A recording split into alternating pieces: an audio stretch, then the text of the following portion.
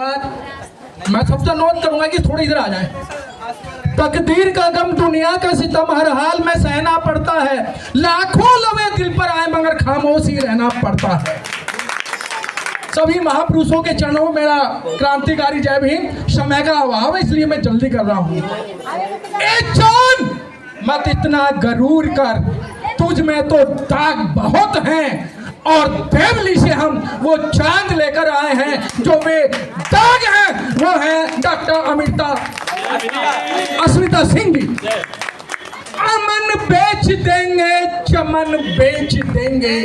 ये मैं क्यों कह रहा हूं कि आजकल जो लोग बोल के गए हैं मैं उनमें से कोई बात नहीं कहूंगा, क्योंकि जो मैं बात तो मैं एक पत्रकार हूं, मैं जानता हूं जो देश के अंदर जो हालात हैं उन हालातों पे आप लोग नहीं जा पाएंगे।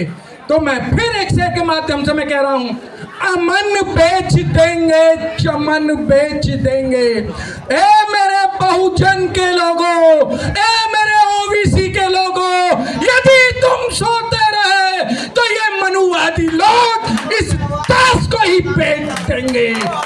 2100 की क्या औकात है, 1000 रुपए की क्या औकात है। ये ढोंगी पाखंडी इसी तरीके से बाबा साहब की स्टैचू लेकर और शहीद चंद्रशेखर की स्टैचू लेकर पंजाब में सरकार बनाता है और उन महिलाओं को गुमराह करता है। आज तक एक चवन्नी देने का काम इसने नहीं किया है। तो दिल्ली के अंदर आप ऐसे लोगों पे भरोसा ना करें। क्यों ना करें? आपके बीच में आएंगे, जगह जगह पोस्टर लगाएंगे। एक कार्ड और इन्होंने दे दिया है कि इस नंबर पे आप कॉल करें, वो कॉल उनके पास जाती है, वो रिकॉर्ड होती है। अरे भाई साहब, जब आधार कार्ड मान्यता दे दिया तो आप उस वोटर कार्ड के नंबर को क्यों चढ़ा रहे हैं? क्योंकि वो आप लोगों को गुमराह कर रहे हैं। और यहाँ तक की बात कि जिन लोगों के कार्ड आधार कार्ड से सम्मिलित हो गए हैं तो वो आपके बैंक को भी खाली करना चाहते हैं। तो साथियों, आपको बड़ा सोचना होगा कि आज देवली की जो हालत है, जो देवली का जो पूरा पुराना विधायक है उस पे तो कई केस चल रहे हैं। अब नए को भी लिया है जुमले को कि इन जुमलों में कतई मत फंसना, क्योंकि अधिकतर जो बहन बेटी और माता हैं वो ये सोचती हैं कि हमें फ्री में मिलेगा। फ्री में आपको कुछ नहीं मिलने वाला। फ्री में आपको किसी तरीके से जो ये सरकार है या जो आने वाली सरकार है, आपने सुना होगा जब आपने केंद्र की सरकार बनाई थी तो 1 रुपया और आया था। वो कह रहा था कि हम 15 लाख रुपए आपके खाते में डालेंगे। साथियों, मेरे खाते में 15 लाख नहीं आए। मैं एक मैकेनिकल इंजीनियर आपके बीच में बोल के जा रहा हूं। मैं एक सामाजिक कार्यकर्ता आपके बीच में जा रहा हूं कि ये फ्री में आपको कुछ नहीं देने वाले। फ्री में आपको पिटवा तो देंगे, हत्याएं तो करवा देंगे, लेकिन उस पे भी वे राजनीति करेंगे। आप देख रहे हैं दिल्ली के अंदर एक बेटी का बलात्कार करा, उस पर बड़े पैमाने पर राजनीति हुई। सारे लोग निकल कर आए, सारे नेता निकल कर आए, लेकिन किसी ने आज तक उस परिवार को एक चवन्नी देने का काम नहीं किया। और अभी मैंने जो शेर बोला था, ए चांद मत ना गरूर कर, वो मैंने इसलिए बोला था कि जो डॉक्टर अस्मिता जी हैं ये कभी राजनीति में नहीं आई और ना ही ऐसा इन्होंने कोई काम किया। एक बार इन्हें मौका दे दो। कोई 12 साल का कुंभ का मेला नहीं है जो 12 साल बाद लगेगा, ये तो 5 साल बाद लगता है। जब आपको अच्छा ना लगे तो इन्हें हटा देना। लेकिन इतना मैं जानता हूं कि जो बहुजन समाज पार्टी में किसी पार्टी को लेके नहीं, मैं एक पत्रकार हूं, कि जब बहुजन समाज पार्टी ने अपना काम किया, बहन जी ने काम किया, और मैं दिल्ली की बात कर रहा हूं, जो आपका गोकलपुरी विधानसभा है, 2 विधायक जीते थे, उसमें एक राम सिंह, एक सुरेंद्र कुमार।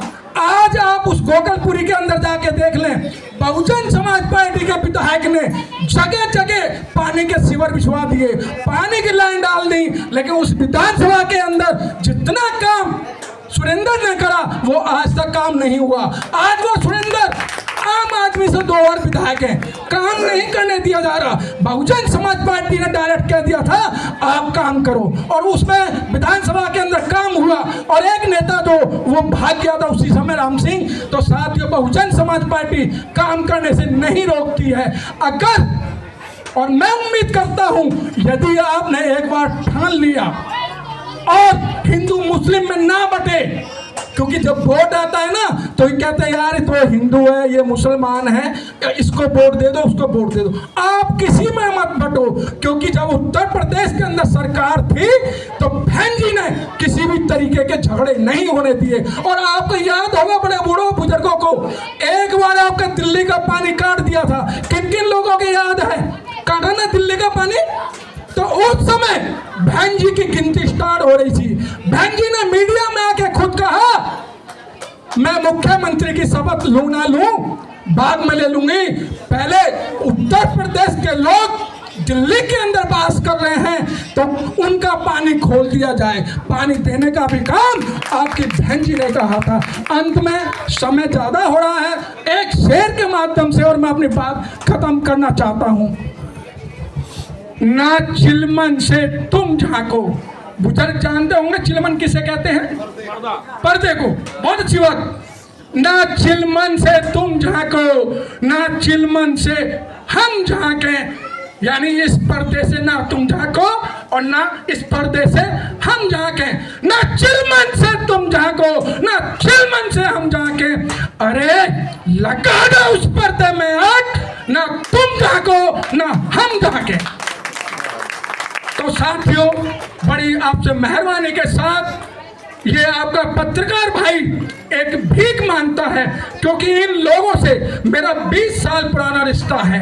ये आए दिन रोड पर आपकी लड़ाई लड़ते हैं, आए दिन आपके महापुरुषों के बीच में पहुंचाते हैं। क्योंकि साथियों, इन महापुरुषों का मैं नाम इसलिए नहीं लिया कि ये अब महापुरुष वापस आने वाले नहीं हैं। डॉक्टर अंबेडकर अब वापस आने वाले नहीं हैं, सावित्रीबाई फुले अब वापस आने वाले नहीं हैं। अब जो कुछ करना है वो आपको करना है, आप करेंगे तो वो होगा। गौतम बुद्ध ने कहा था आपो दीपा भवा, अगर आप ज्योति जलाएंगे तो उसकी रोशनी आप लेंगे और दूसरों को देंगे।